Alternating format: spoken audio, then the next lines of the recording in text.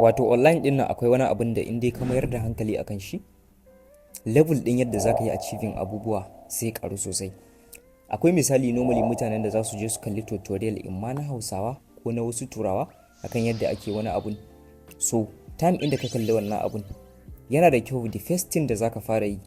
idan ma kana so ka yi achieving wannan abun ne, to ka je ka ɗauki action akan abin da ka koya ko kuma ka ga yadda ake yi. Idan baka da time ne a lokacin da ka kalli wannan video,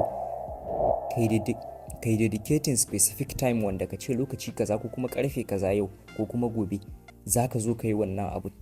Ya zama na dai cewa duk wani abu da za ka je ka kalli ga yadda abin yake ko kuma ga yadda ake yin shi, practically za ka zo kai ma ka fara, in ma online ne za ka yi shi ko kuma wani abu ne na zahiri wanda zai iya canja maka rayuwa ko kuma kawo maka sauyi ko ci gaba a rayuwa. Normally idan ka je ka kalli wani abun ga yadda ake wani abun, let's say ka kalli tutorial akan yadda ake making